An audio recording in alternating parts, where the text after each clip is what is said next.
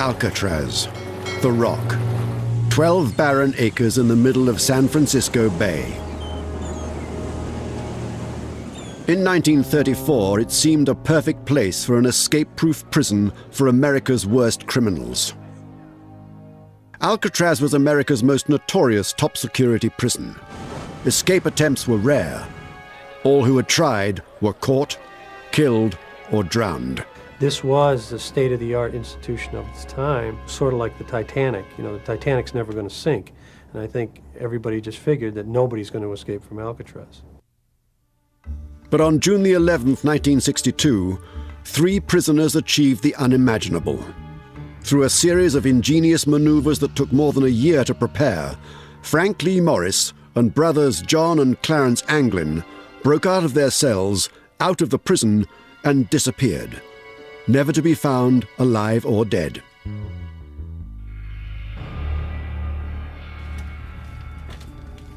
It's still a mystery whether they survived or drowned.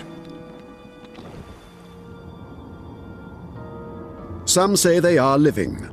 Sightings have been reported in southern Georgia, in Florida, and South America. The case is still open some 40 years later. Their story began on August the 11th, 1934, when the old military prison located on Alcatraz Island was reopened as a federal penitentiary. Alcatraz is ready. Machine Gun Kelly, just sentenced to life imprisonment, will be among the first tenants. They were going to put the bad, the worst there. So it was supposed to be an escape-proof facility. The men that were kept at the Alcatraz facility of the Bureau of Prisons were those who had made numerous escapes or escape attempts from other facilities. Before long, its walls contained some of America's most notorious criminals, including Al Capone, Machine Gun Kelly, Nicky Cohen, and Robert Stroud, the infamous Birdman of Alcatraz. You have to think of Alcatraz as the top of the pyramid. Alcatraz was designed to hold the biggest behavioral problems. They had killed somebody, knifed somebody, or they'd had a history of escapes. So it was really the prison for the men who had the worst behavior in other prisons. The maximum capacity of the prison was 600, but Alcatraz rarely exceeded 250 prisoners. It boasted the highest ratio of guards to prisoners. Authorities claimed it was impossible to escape from Alcatraz. Attempting to escape from Alcatraz, that's more or less a guy that's kind of given up on life, because this wasn't the easiest place in the world to break out of. They had one guard here to every 3 prisoners. They had 9 official standing counts, but they counted us every 15 minutes, 24 hours a day. The newly fitted-out facility had state-of-the-art steel bars, thick concrete walls, and guards rumored to be marksmen with shoot-to-kill orders. The island was covered with fences, topped with barbed wire. Every day, there were many scheduled and unscheduled body counts and cell inspections. Then there was the bay itself. Alcatraz was an island prison. It's more than a mile to San Francisco. The water was said to be unbearably cold, the tides and currents treacherous, and there were reports of man-eating sharks. Some of this was true, and some was exaggeration designed to scare the prisoners. Alcatraz Island has been surrounded with myths from its very inception. Some of those myths were that the water was way too cold for a man to survive the swim from Alcatraz the 1.5 miles to the mainland. This is not true. Since 1900, it had been swum regularly with no problem. There was also the myth put forth that the guards on Alcatraz were expert sharpshooters. Many of them were not sharpshooters at all. The Bureau of Prisons announced publicly that San Francisco Bay was filled with great white sharks, which of course eat human beings. There are no great white sharks in San Francisco Bay, and there never have been. Despite this propaganda, escape attempts were made. 1,576 prisoners went through Alcatraz during its tenure as a federal prison. Of that large number of men, there were only 14 escape attempts of which we are aware, and 36 men who tried to escape. None of those men succeeded. Some died violently, some were shot to death, most were recaptured.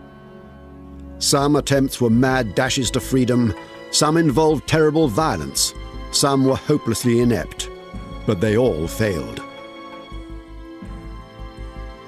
Until Frank Morris and brothers John and Clarence Anglin came along. Both Morris and the Anglin brothers had been in and out of jail since they were teenagers. Robert Anglin is John and Clarence's brother.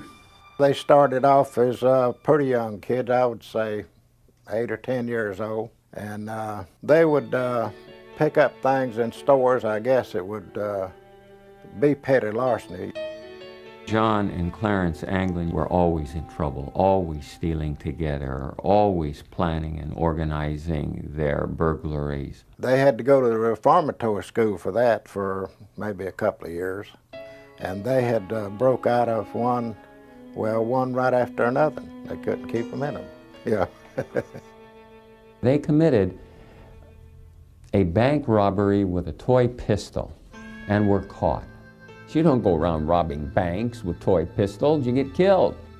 When they were caught, they threw the book at them. They wound up with 30+ years for sentences. John William Anglin was doing his time at the federal penitentiary at Leavenworth, Kansas. When he tried to escape, he was transferred to Alcatraz in the autumn of 1960. He was 30 years old. The following January, Clarence Anglin, a year younger than his brother, followed him from Leavenworth to the Rock. Frank Morris came from a very tragic background.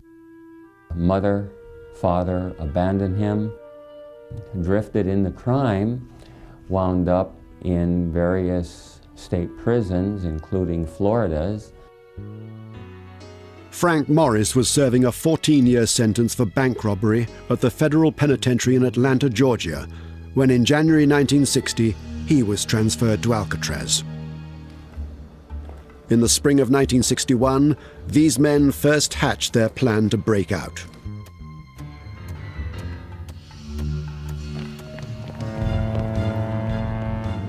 But it was more than a year before they made their escape. The plan to break out of Alcatraz was actually made by 4 men: Frank Morris, John and Clarence Anglin, and another prisoner named Alan Clayton West.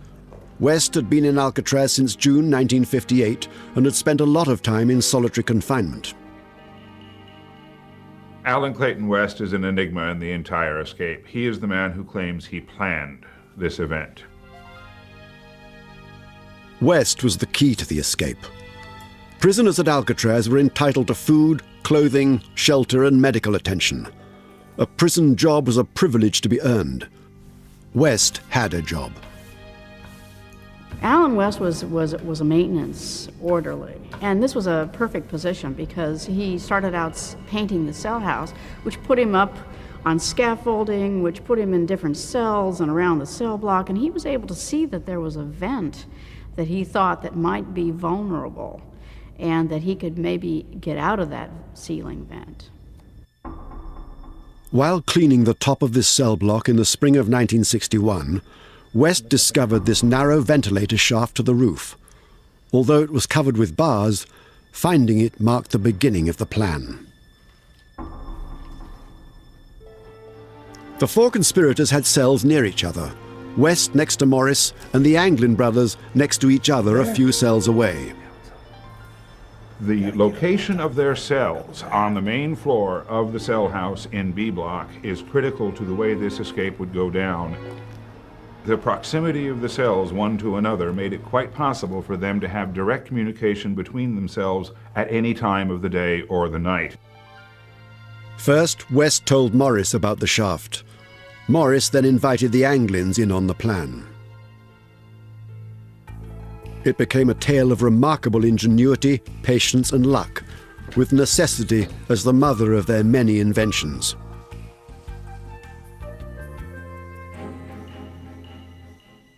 Behind those cells was a rarely used utility corridor filled with a maze of pipes.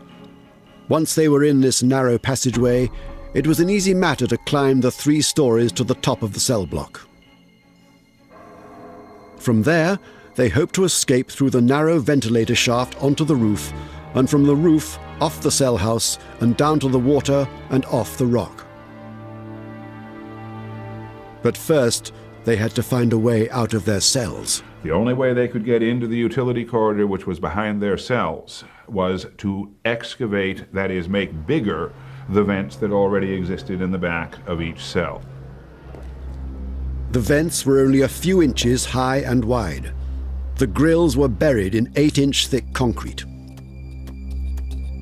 To break through, they started with simple implements, whatever they could lay their hands on. At one point, they even made crude power tools. They also had to conceal the noise of their chipping away at the concrete. One theory is that they worked while other inmates practiced their musical instruments. Every night after dinner, the musicians were allowed to play for approximately an hour and 15 minutes. There were accordions, saxophones, trumpets, guitars. I mean, it was just a cacophony of noise. A former prisoner, Whitey Thompson, provides another explanation. He was on the same cell block as West, Morris, and the Anglins, and says ongoing construction in the cell house also had covered the noise they were making.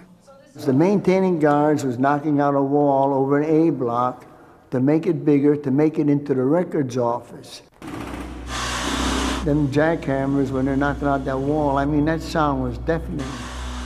And under cover of the same noise, Morris and the England brothers were going through the backs of their cells with these little homemade chipping hammers.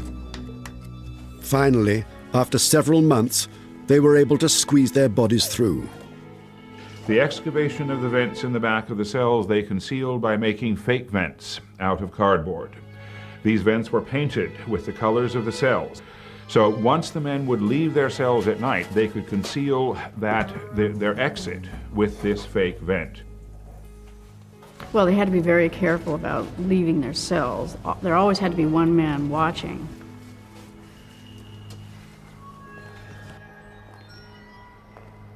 They simply had two men, Morris and West, and the Anglin brothers, and one of them would watch while the other one would dig. Their secret plan was widely known among the other prisoners, dozens of whom helped.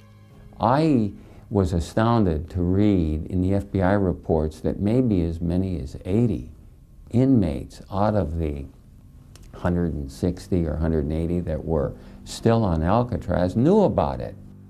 Myself, when I was a prisoner here, anyone that attempted to escape or wanted to escape, I'd help them all I can. That's the way a good inmate does. He helps another inmate any way he can. You know? Whether you want to go or not, if you can help him, you'll help him. But even if the 4 prisoners could break out of the cell house, they had a much bigger problem: how to get off the island. Swimming had ended earlier escape attempts. They would need some type of boat.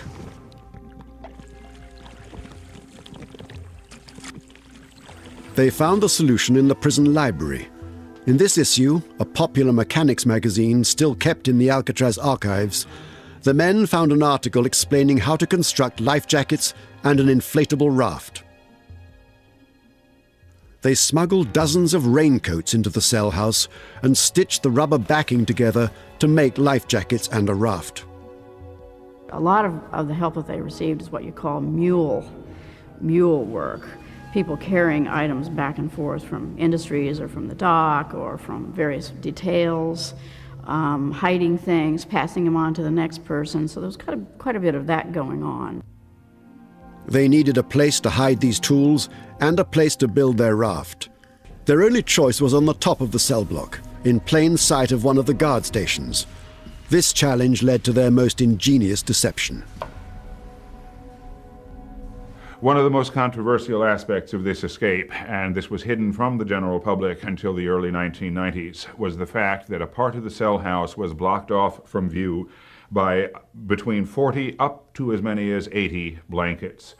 Alan Clayton West is the one who pulled this stunt, the biggest trick of this entire escape.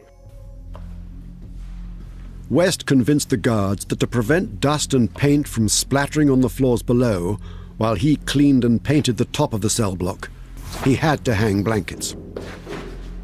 Damn it, Of course, the real reason to hang blankets was to conceal their work on the escape. They were able to follow through with their escape because of the incompetence of the security. No question about it. Can you imagine being able to put up blankets on top of a cell house so that no one could see what was going on behind those blankets? Unbelievable. The guards allowed the blankets to hang for more than 2 months. To fool the guards while they worked on top of the cell block, they constructed dummy heads to pass the nightly head counts. These are the actual heads they made, carefully preserved in the prison archives and rarely seen. People wonder, where did they get this material to make a mask? Everything was already in that cell. You take soap, mix it into a paste. You take toilet paper and mix it into mache. Mix the concrete dust from the concrete, the dust you accumulate from under your bed, the soap and the toilet paper, combine it all together and you can make a terrific mask. Whitey Thompson provided an essential ingredient. I'm the artist that showed Frank Morris how to mix the color of flesh tone for them dummy heads. To make the heads as realistic as possible, they covered them with human hair. Clarence Anglin was working in the barber shop at this time, and he would leave at the end of the workday, returning to his cell, carrying real human hair in his pockets. After many months of preparation, the last part of the plan, making the raft, was nearing completion. The 4 prisoners were counting the days to their breakout from Alcatraz, the inescapable prison. In early June 1962, gradually, piece by piece, the last tools and parts of the raft were smuggled into the cell block. The time to make their move was near. If you're looking at great escapes, the Alcatraz escape was one of the best. I mean, very ingenious. They used every little tool that they could find. It really was quite a study just to see how they were able to get out of the rock, and just escaping from Alcatraz itself was quite a feat. Completing the raft that would protect them from the icy waters of San Francisco Bay was one of the last hurdles remaining between the prisoners and freedom. The raft measured 14 feet by 6 feet, and it was a very big raft, in other words. It was made out of between 40 and 80 raincoats that were waterproof, and it was successfully sewn down in the shops. And then it was taken to the top of B Block, where it was patiently, very painstakingly assembled over a series of weeks. Luckily, the prison kept no inventory of their raincoats and didn't notice their disappearance. On Monday, June the 11th, 1962, Arthur Dollison, the associate warden, was on duty.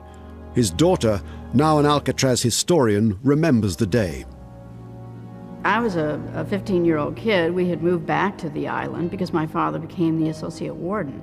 And beginning about the 1st of June, Warden Blackwell went on a vacation. And my father became the acting warden, and he was still acting warden when Morris and the Anglins left. And the night of the escape, we were all watching television down in our apartment on the island. After lights out at 9:30 p.m., the 4 prisoners began their escape. They're in their cells. They've got to get everything organized. They've got to get through those openings. They've got to get up to the top of the cell house. Then they've got to literally punch that ventilator out. Each man set his dummy head in place and propped up his blankets to resemble a sleeping body. One last time they squeezed out of the back of their cells. One last time they set their fake grills in the holes behind them. I knew they were going that night. Well, the word was out they should be going that night, and we were listening for it. I can hear them working their way out into the tunnel that's in between the cell blocks. They met in the utility corridor and began their climb to the top of the cell block. But only 3 men were in the narrow passageway, Alan West was struggling to break out of the back of his cell. He couldn't get through his opening. There was a steel bar that he hadn't anticipated. West had never fully excavated the vent hole. I could hear him going up, climbing on the plumbing towards the ceiling of the cell block. And while they were going up, one of them dropped the bar. I heard it fall, cling, clang, bang, hitting all them pipes as it fell all the ways down. And when you've been in prison a long time, you get to know every single sound in prison. We heard that bar fall. It just jumped right out. And the moment it fell and I could hear it, I looked over to the gun rail at the guard over there, and he didn't bat an eye. I know he heard that sound, but he didn't bat an eye. Whitey is not the only one to question that the guards knew about the escape and did nothing to stop it. When we went out there to visit Alcatraz, they showed us the route they took, you know, in between the walls where all the plumbing was. And I don't know how they could do all of that without, you know, somebody hearing it, the noise. They met on top of the cell block, where the hanging blanket still hid them while they completed the raft. The Anglin brothers were finishing up the raft because the top of the cell block was the only place where you could actually make a raft because it was big and it needed a big space to build. So they were all working up there until the last minute. Meanwhile, West worked furiously to free himself, but time was running out. Frank Morris and the Anglin brothers couldn't afford to wait. They had to leave West behind. They had always known, and they had always said among themselves, if you're not ready to go, we're going. So, you know, it's every man for himself in a way. Slowly, quietly, they worked on the old rusted bars, finally removing them from the vent. Then they squeezed through the hole. Once they got up on the roof, I could hear the muffled sound of them going across that roof, like a muffled sound. Almost like a little vibration, but you could feel it and as well as hear them going across that roof. And as they went across the roof, every night on Alcatraz, hundreds of seagulls settled down on that roof. And when they went across that roof, these seagulls took off. They're squawking and they're raising hell up there. I don't know how these guys couldn't help but hear it. The three men sped across the 300-foot roof and climbed down the 5-story building.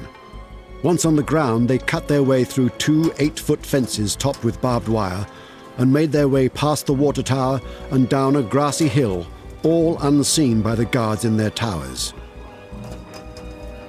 And there was found an imprint of a raft measuring 14 feet by 6 feet, and the men had obviously gotten in this raft and gotten off the island. Eventually, West was able to break out of his cell. He scrambled through the ventilator shaft onto the roof, but he was too late. The others had gone. The man who came up with the original escape plan waited on the roof until dawn, when he returned to his cell in despair.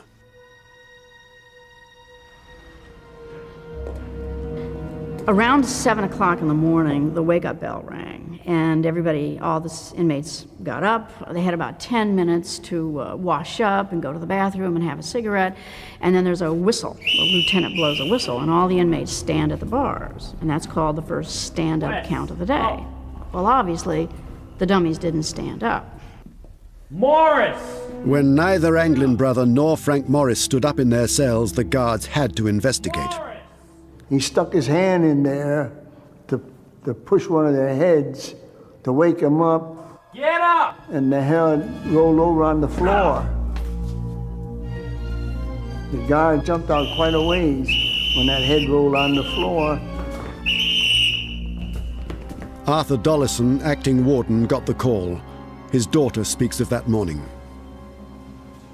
There was a phone call that came to my house, and my dad told me later that he reached to the phone with dread because he just had a bad feeling.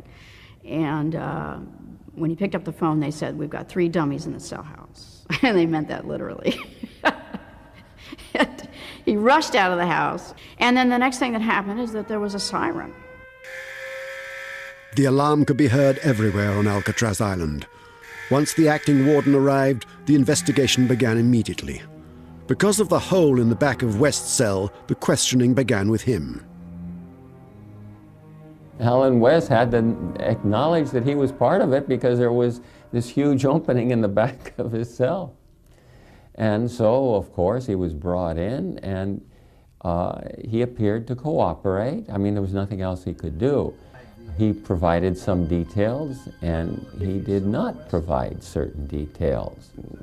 He told them what was safe to tell them and that would not jeopardize the chances of the others. Dozens of Alcatraz guards searched the island from top to bottom, from the cell house and prison roof to the power station and workshops. They combed the grounds under the water tower and all along the shoreline. They circled the island to look for bodies and to check the numerous waterline caves where men could hide. While the guards hunted, the other prisoners were held in their cells waiting to be interrogated. They talked to all those guys. You couldn't get no one to talk on Alcatraz. None of these guys would ever talk. At the same time, the dragnet was rapidly expanding. The search was supposedly one of the largest manhunts since the Lindbergh baby kidnapping. And it was an air, land, and sea search. The Coast Guard put out 3 cutters and aircraft. All the local police, the FBI, of course, were called. When the federal agents arrived, they were amazed at what they found. The first questions that arose is what the dickens are those blankets doing up there on top of B Block? But what the FBI found behind the blankets was even more shocking. It literally looks like a hardware store up there. Every sort of a tool that you could imagine had either been constructed or literally stolen from the shops or elsewhere on the prison. All the detritus necessary for a very carefully planned and complicated escape. These tools are the actual ones the prisoners used. They're held in the prison archives and are rarely seen. In addition to all this equipment, the search turned up some clues to help piece together the true story. Well, we know that the men actually built 2 rafts. One of them was found, apparently left behind for Alan Clayton West. It was a smaller raft. It was not so well built. There was a life preserver left on top of the cell block. There was a paddle left on top of the roof. The life preserver that was found on top of the cell block was West's. They did not need a 4th life preserver. So they left that behind for West in case he got out. The investigators doubted the 3 men could make it ashore on a flimsy raft made of old raincoats. However, as no bodies were found, the FBI operated on the assumption that the prisoners did in fact make it to land. Word of the escape was quickly picked up by the press. It was a very big story, and hundreds of leads poured in. I remember the national press that was involved in this, the big FBI manhunt. Their pictures were all over every single paper, probably around the world. 2 days after the escape, the search uncovered something in San Francisco Bay. The first thing that was found was a paddle. It was floating between Angel Island and Alcatraz. And it was matched to a paddle that had been left behind on top of the block, so they could prove that it was a homemade Alcatraz paddle. The next day, the crew of an Army debris boat discovered an important clue in the waters just off Angel Island, more than a mile from Alcatraz. The second thing that was found about 2 days later was a packet of photographs. Now, it was actually in about 3 feet of water. It was made of the same raincoat material as the life preserver on top of the block. And when they opened it up, they found about 88 photographs, many of which were identified on the back as being an Anglin family member. Included in the packet were 9 slips of paper with names and addresses of friends and family. The FBI believed the fugitives would never have left this behind. They decided that the raft must have sunk and the fugitives drowned. But not everyone agreed. Back then, when they found their photographs, the family photographs in the water, I figured then that they had drowned. But, of course, again, you never know. They could do that to throw them off their trail. Members of the Anglin family believe the 3 escaping men made it across the bay alive. We had sent them pictures of different members of the family. They had them in a little plastic bag. And they let go of that stuff probably to throw the law off. The law finally said, you know, well, they wouldn't depart from something like that. Well, that didn't mean nothing to them. They wanted to get away.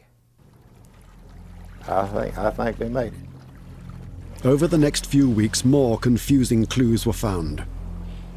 1, then 2, then 3 of the life jackets the men were wearing on the night of their escape floated and appeared in San Francisco Bay. One of them just off the shore of Alcatraz Island, one of them out beyond the Golden Gate Bridge, and another one closer to Angel Island. But their big raft was never found, nor were their bodies. The FBI then turned their attention to the fugitives' families, especially the large southern family of John and Clarence Anglin. And it has been my experience and the experience of everybody that works this kind of work that these people that escape always maintain some type of contact with their family. The Bureau began surveillance of the Anglin family members, most of whom lived in Ruskin, Florida, a fishing community on Tampa Bay near the Gulf of Mexico. They were pretty often coming out to our house to talk to different members of the family. Had we seen them, had we heard from them, and hundreds of more questions.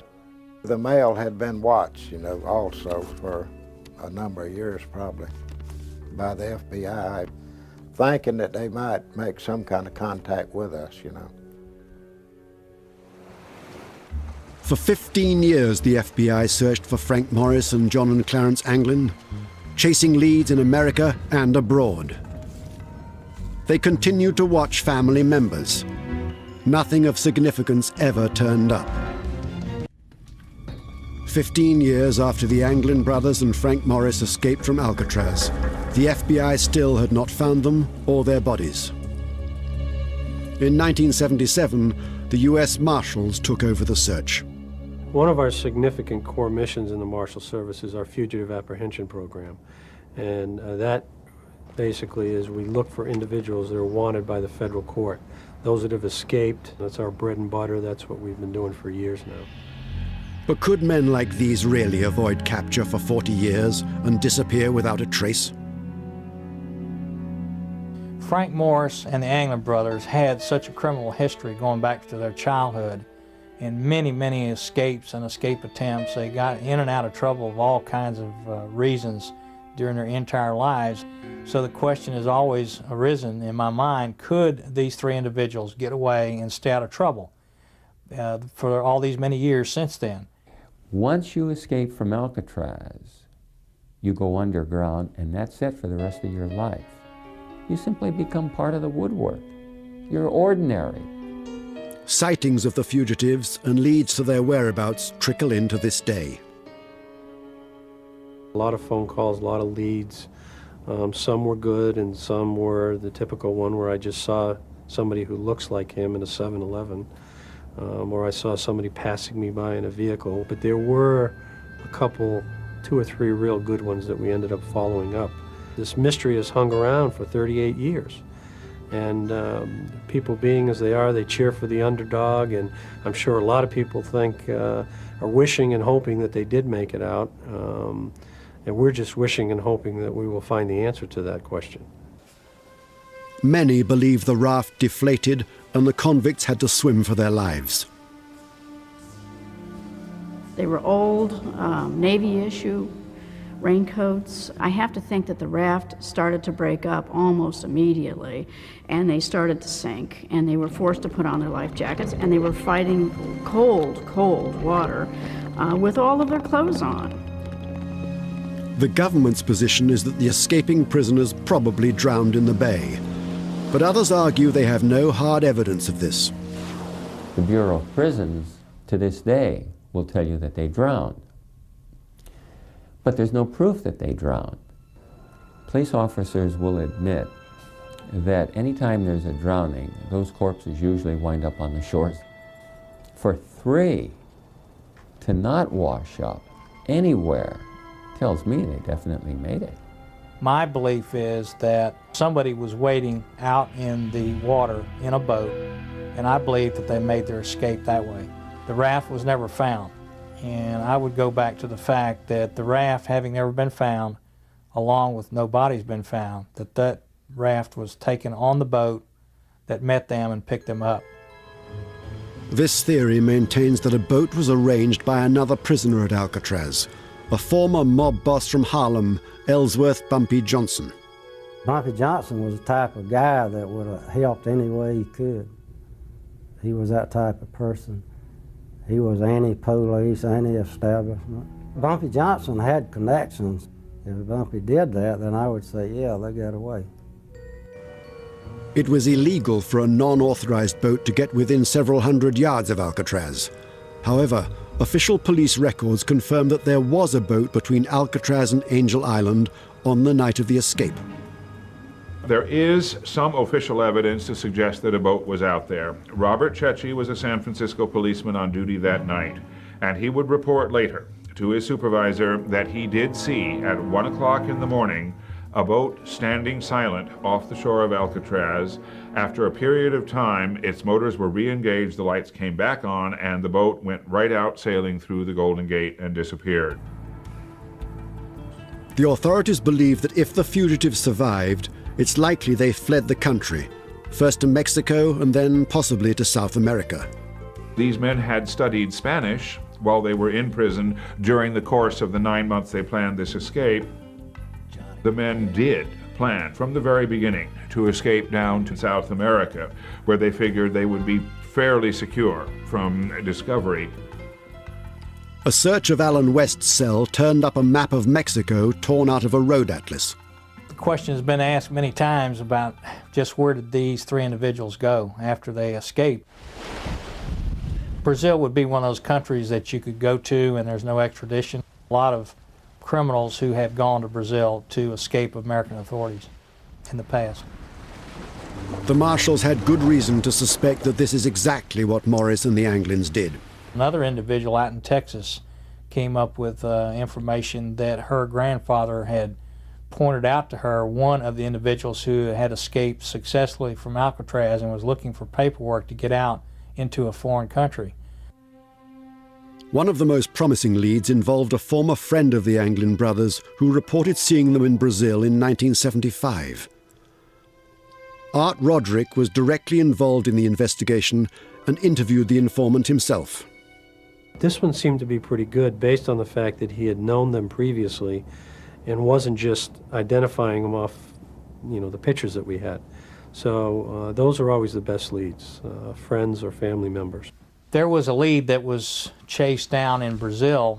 We were told again by a tipster that they had in fact seen these individuals at a bar in Brazil. We pursued that to the point where a deputy did in fact go to Brazil and find this bar and did some interviews down there without any results. In 1989, a promising lead started one of the most peculiar escapades in the continuing manhunt. The informant was a woman the authorities called Kathy. There were anonymous tips called in, and one of those was forwarded to our office here in Tallahassee. It was with a description of where a house and a trailer located outside of Marianna, Florida, was located. That there were 2 people living there that was believed to be Anglin and possibly Frank Morris. Marianna is in northern Florida, near the Georgia and Alabama state lines. For several weeks, U.S. Marshal Mac McClendon drove around back roads hunting for the fugitives. That lead led us through half the county, and we did not find the place we were looking for. The individual who provided these anonymous tips had knowledge that most people would not know unless they were familiar with the case, familiar with the Anglin brothers. In spite of all the tip-offs and searching, they have never found the fugitives. Some cite a great deal of circumstantial evidence suggesting the fugitives survived. Over the years, the Anglin family has received numerous unexplained letters and postcards, especially at birthdays and holidays. And every Mother's Day until her death, John and Clarence's mother received flowers from an anonymous source. There have been other incidences, mysterious telephone calls that have persisted from 1962 all the way to this very day. And then there's the story of the funerals of the Anglin parents. These may just be rumors, but they're widely told and believed. In 1973, their mother died. We know that at the funeral for Rachel Anglin, the mother of the two Anglin brothers, we know the FBI was there attending this service, and we know that two tall women, unusual looking and very tall, showed up. They were in long dresses, heavy makeup, said not a word to anyone, and disappeared long before any of the FBI agents who were there at this same service could question them. If Frank Morris and the Anglin brothers were still alive today, what would they look like? The History Channel asked the National Center for Missing and Exploited Children to use its unique computerized age enhancement process to see how the famous fugitives might look today. Art Roderick, the U.S. Marshal's Chief of Investigative Operations, has hunted these men for many years and helped the engineer. The computer technician copies aged facial features and pastes them into the new profile to suggest how the men would appear now. So what you have is like a file in there with a bunch of noses, and you pick the one that's closest to the original mugshot of Frank Morris. Right. And then pull it up and then, okay. Morris was 35 years old at the time of the escape and would now be in his early 70s. It's startling to watch John Anglin age from his early 30s to his late 60s. Clarence Anglin's image goes through a similar transformation. This is what he might look like if he was still alive today. Hopefully this will assist you guys in your efforts to try to locate these three escapees. Looks fantastic. It'll definitely generate some phone calls. After some 4 decades, there's still no consensus regarding the fate of these famous fugitives.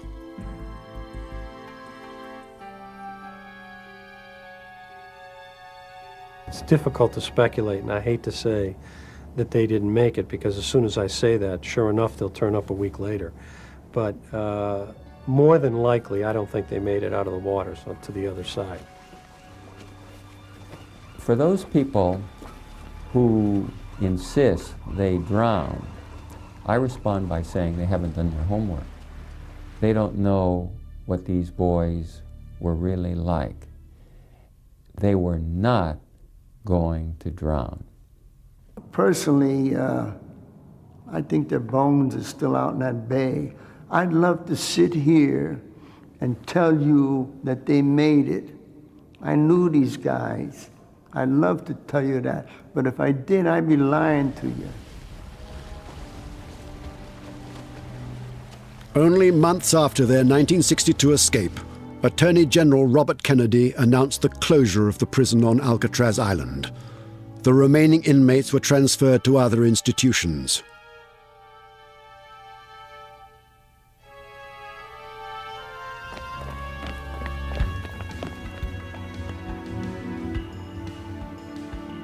Now Alcatraz, the escape-proof prison, stands empty in San Francisco Bay and has become a tourist attraction.